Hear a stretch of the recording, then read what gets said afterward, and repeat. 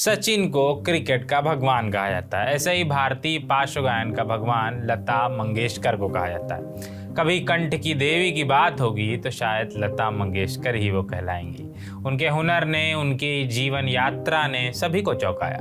लता की गायकी को एक चमत्कार की तरह देखा जाता है। कंठ की ऐसी कारीगरी जो सैकड़ों सालों में किसी एक को मौला बरतता है।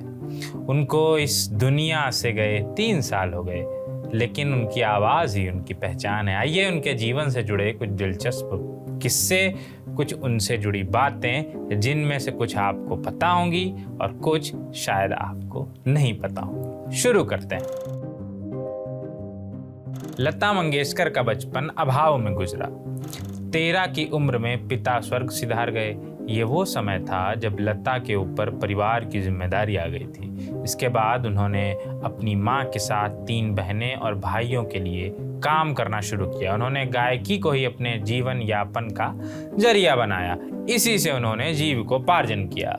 लता ने मात्र 5 साल की उम्र से गाना शुरू कर दिया था, लेकिन घर पर कम उम्र में ही जिम्मेदारियों का बोझ पड़ने पर उन्होंने इसे प्रोफेशन बना लिया। उन्होंने गायकी की शुरुआत मराठी फिल्म से की। उनका पहला गाना मराठी फिल्म किती हसाल का नाचू या गड़े था। इस गाने को संगीत दिया था सदाशिव राव ने। उनका पहला गाना ही फिल्म में चुना नहीं गया। इसके बाद भी उन्होंने मराठी फिल्मों में गाना जारी रखा।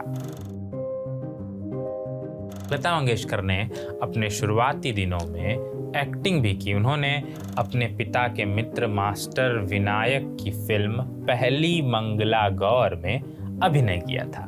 इसके बाद ही लता को पहला हिंदी गाना गाने का मौका मिला। इस गाने का नाम था माता एक सपूत की। इसके बाद भी लता का संघर्ष जारी रहा। उन्होंने काम की तलाश जारी रखी जब तक उन्हें ढंग का काम नहीं मिला। एक्टिंग तो उनसे राज कपूर भी कराना चाहते थे, लेकिन उन्होंने मना कर दिया था।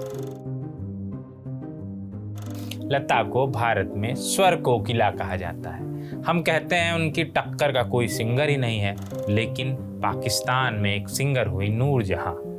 उन्हें वहां मल्लिकाए तरन्नुम कहा जाता है। कहते हैं नूर जहां अगर बंटवारे के बाद पाकिस्तान न गई होती तो लता इतनी बड़ी सिंगर न बन पाती। काहे कि लता जब मराठी फिल्मों को गा रही थी, नूर जहां एक बड़ा नाम थी। लता भी उन्हें पसंद करती थी। नूर जहां भी लता मंगेशकर की मुरीद थी। कहते हैं उन्होंने सबसे पहले भविष्यवाणी की थी कि लता बहुत बड़ी सिंगर बनेगी। ये तब की बात है जब लता महज 14 साल की थी।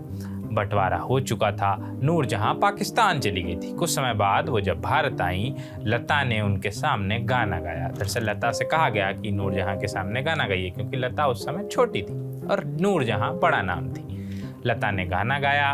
उसी वक्त नूर जहां ने कह दिया था कि तुम बहुत बड़ी सिंगर बनोगी। लता को पहला बड़ा ब्रेक दिया संगीतकार मास्टर गुलाम हैदर ने। फिल्म मेकर शशिधर मलिक शहीद नाम की एक फिल्म बना रहे थे, जिसमें गुलाम हैदर संगीत दे रहे थे। लेकिन जब उन्होंने लता की आवाज़ शशिधर को सुनाई, तब उन्होंने उनकी आवाज़ को बहुत पतला बताकर रिजेक्ट कर दिया। सोचिए, लता को भी रिजेक्शन झेलना पड़ा। इसके बाद मास्टर गुलाम को ये बात चुभ गई और उन्होंने लता को स्टार बनाने की ठान ली। इस घटना के बाद वो दिन जल्दी ही आया। साल था 1948। लता को फिल्म मजबूर में मास्टर गुलाम हैदर ने एक गाना गवाया। गाने के बोल थे दिल मेरा तोड़ा।